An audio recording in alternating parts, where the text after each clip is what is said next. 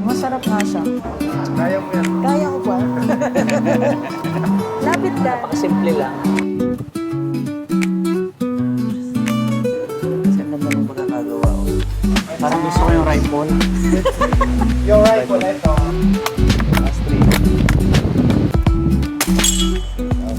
Hi guys, good morning. Maganda umaga. Nag-record. Nag-fit check. Good morning. Good morning. So it's our day 2. Lalabas kami for breakfast. May nakita kami sa IG, sa TikTok. Try namin ang Seraphine and Gloria. So mamaya, ipapakita namin sa inyo yung Yes. surroundings. Okay, see you.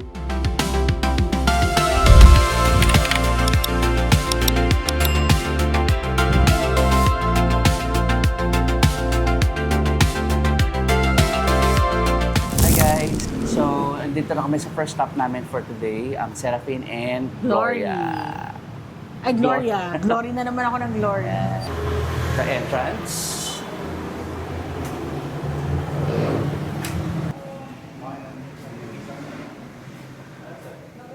Na lang. Kasi, Ito na yung mga merchandise din sila. Ang ganda ng kanilang cafe. Oh. Ano, akala ko schnitzel. Ube ba yun? ube croissant. Spam and Buddha. Parang ito ako. So, isang spam and Buddha. Ano na Cheese lang? roll. Hanapan ako ng seat. Nakagatang ko na. Ang sarap nito. May spam. Ano yun eh? Spam and Gouda. Cappuccino. Parang homemade iced tea. Homemade ice. Masarap siya. May parang kalamansi sa huli. Ito yung may sugar ano sa ibabaw. Namimiss ko na kasi yung sa Chongbaro Bakery sa Singapore. Ang check 43. Super late lunch. Si Carmi ayaw niya ng flaky. Ako talagang milik sa flaky ng pastry. Pero sa ko dyan to. Pero matamis pa siya. Mas lang. Masarap nga siya. Okay naman.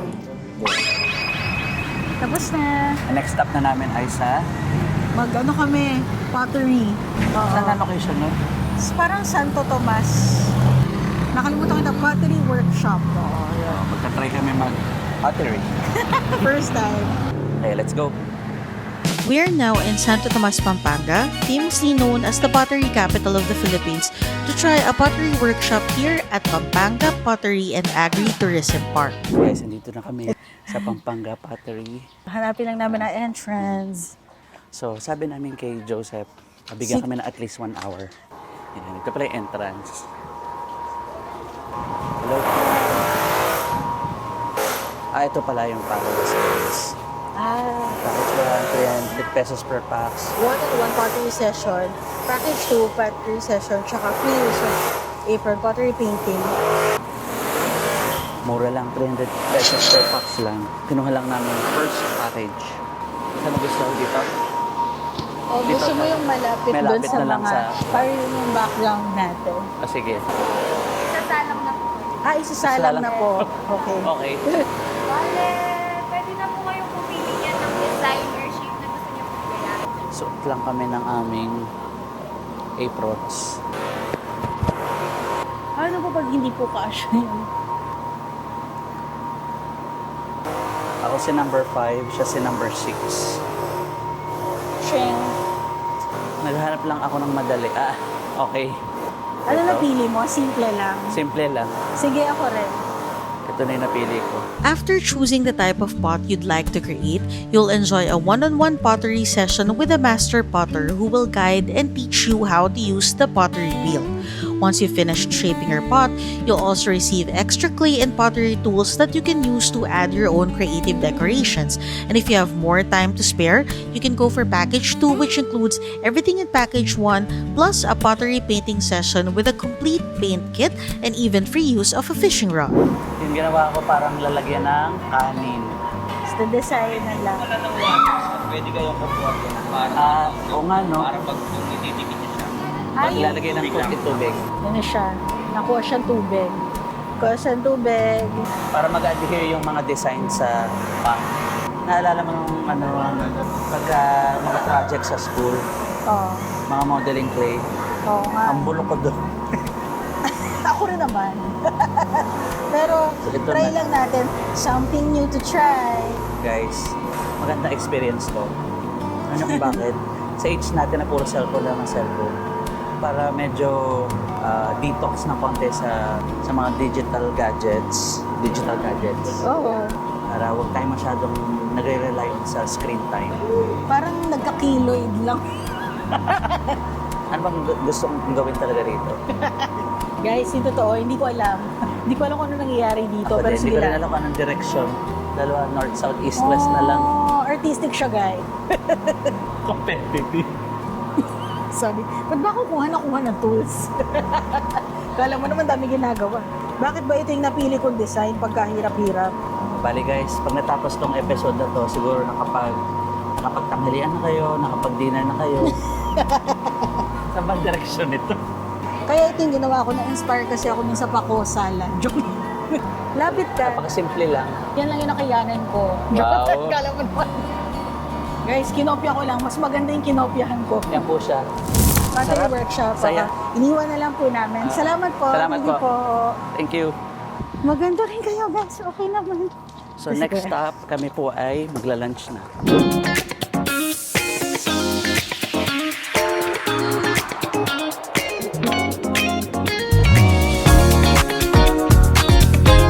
Guys, nandito na kami sa Sunken Shrine. Time check. 11:49. 11:49. So, sabi namin kay Joseph, bigyan niya lang kami ng at least 30 minutes. 30 minutes. Ay, ito sunken shrine here. Grotto ito. Sunken Shrine. Konting information about it. Yung nabasa namin kay Google is dati mataas siya. Parang 7 stories high ba siya? Mhm. Dito yung pasukan. Saan ka? Okay. Mali.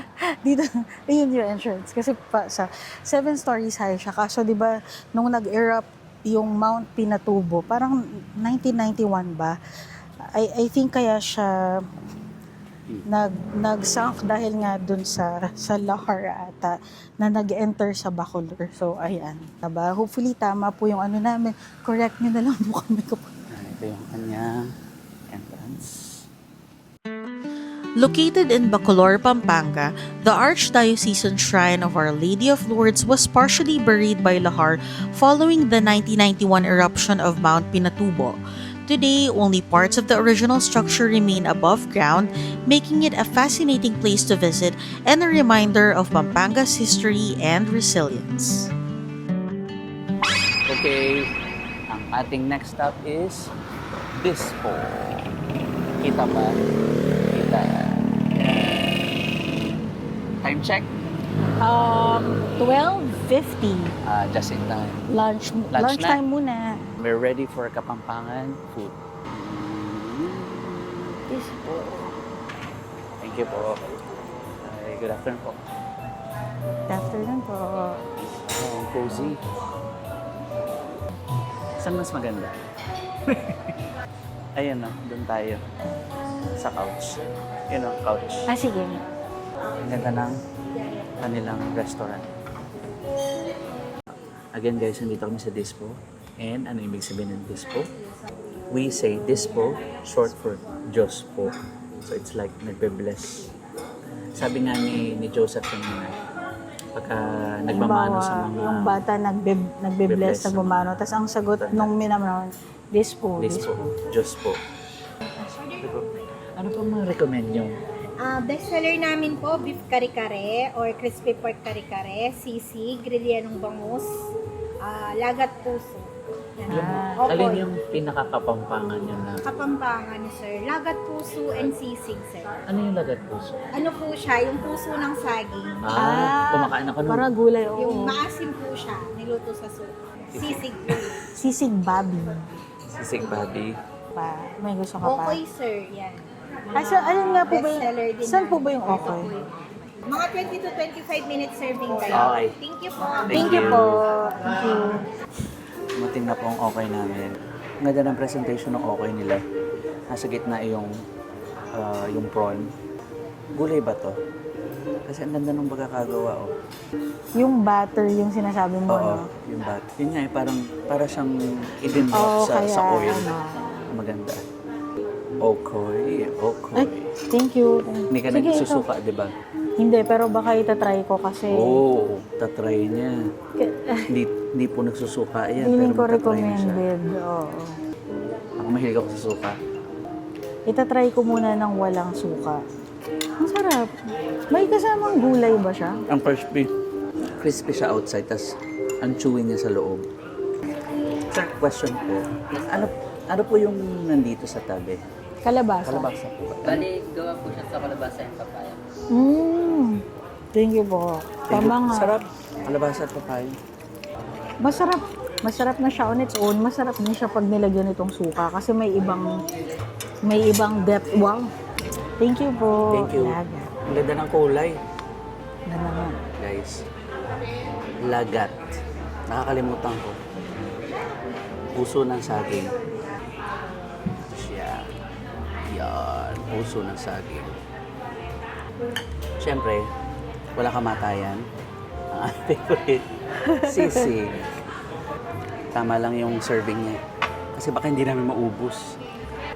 Ang nakaka-miss dito sa sisig, kahit pa ulit-ulit namin siyang in-order, parang nag-iiba pa rin yung lasa for every restaurant, no? May kanya-kanya silang style. Merong prominent na lasa na iba-iba talaga.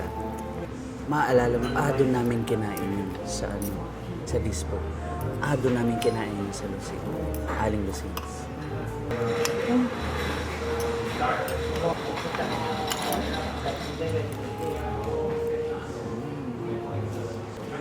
Ito pa may sisig yun. Talaga? Di ba galing kami sa Aling Lusings kahapon? Okay naman, masarap din yung sisig. Ito yung take ng sisig nila. Okay din. Ang alam. Ang sabaw niya, Mm. medyo orangey. Sarap. Na maasim-asim. Tama nga po ba, ang Pampanga po ay culinary capital of the Philippines. culinary Oo. capital. Nanggaling, before this kasi nanggaling po kaming Iloilo na nagkaroon din kami ng isang gastronomical feast din doon. Ang sarap din. Malalaman mo na magagaling magluto talaga ang Pilipino. At hindi lang yon, magagaling kumain din. Hindi niyo po nakikita pero pumapagak na po ang aking mga paa. Sobrang saya. Sobrang sarap ng pagkain.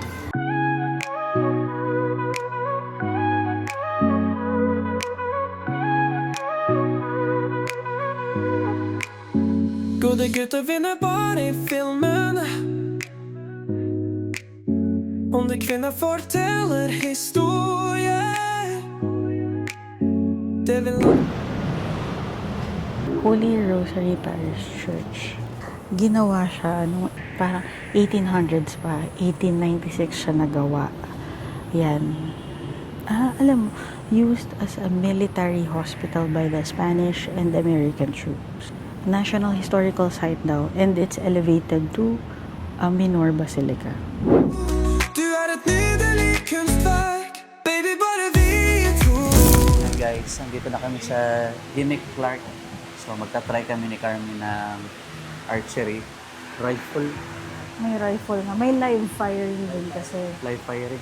Sa archery ko, 500 yung bow, 200 yung 8 pieces na arrow. Pero may mag-guide naman po, may magtuturo Ayan, po. magtuturo ano pa. Sa live firing naman po, range fee, 700. per head. So kasama na yung range na po sir. Parang maganda to. Live firing ka? Ang isa pong bala is 78 each. Depende. Yes, sa shotgun. Shotgun. Yan. Pagka caliber 22, so 30 pesos. Parang gusto ko yung rifle. Yung rifle, ito, wala siyang Recoil? recoil. Wala. Sitting position siya. Wala pong recoil siya. Ito. Talaga? So, hindi masakit? I mean, Hindi po. So 22 na siya kasi caliber 22. So yung Oh. bala niya, Tayo. maliit lang siya. Position po. May scope naman siya. sige. Mag-archery pa ba tayo? O Firing na. ito naman. So ano po yung gusto niyo? Rifle na? Opo, Gusto yung ba walang talaga recoil. mag-archery? Tig 10 tayo? Sige. Okay. Kaya ba ng bata? Kaya na ba? For another stop on our Pampanga trip, we visited Jemmy Clark, a recreational destination offering a variety of outdoor activities. From archery and ATV adventures to other supervised experiences, there's something for everyone to enjoy. With safety protocols and trained staff on hand, you can simply focus on having a fun and memorable time. So if you're exploring Clark and looking for something beyond the usual tourist spots, Jemmy Clark is definitely worth checking out. Whoosh! Okay na, Bon. Hey guys, Magandang hapon. we're back in the room. So tapos na kami sa Gimmick Clark. Sa game. Surprisingly, nakaka-distress siya, no? Nawala yung stress mo, yung anxiety mo na release. Ano naman doon, yung mga activities doon, kasi ano siya parang, ang tawag nila, hindi lang, firing range, pero yung una parang sports unlimited, may, ATV. Meron din silang ATV, kung gusto niya ng May ATV. archery. Mm-mm. Tapos nga may firing, practice firing, tapos Okay.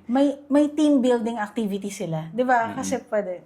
Oh, pwede yung mga Airsoft. company siguro na mag-avail ng mga activities nila. Katatakot pa siya nung una, tapos maya-maya nag-enjoy na siya dun sa...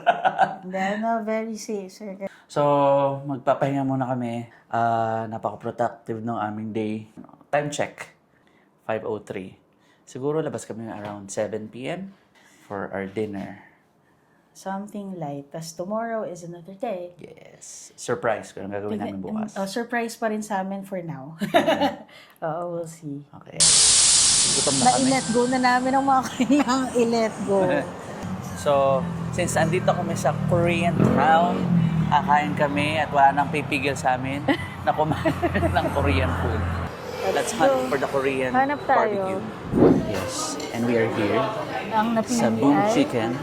Boom Chicken. Yan. Legs, may gizzard, breast. Okay na po. Ito na lang po muna. Ilan po kayo? Dalawa lang.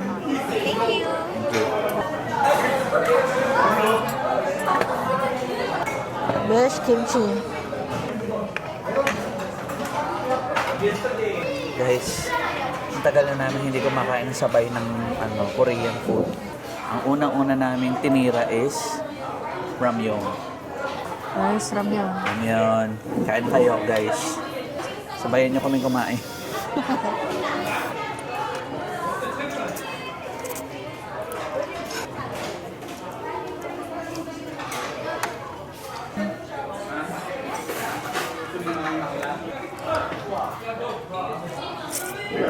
Wow. Okay naman. Sige.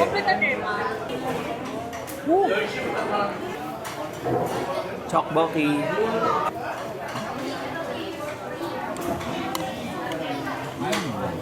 Ang sabi. Sarap. Oh, I see. Boom chicken is booming. Tteokbokki. Ang sabi. Sarap. So guys, naidaos namin na aming gutom. Naubos namin yung chicken. Tsaka yung ramen. At saka lahat pala. Naubos namin. Dito na namin end yung vlog. Thank you very much for being with us again. So please don't forget to like, share, and subscribe Out of office ni Kim Carmen. para ma-notify kayo sa mga upcoming videos natin. See you again guys. See you.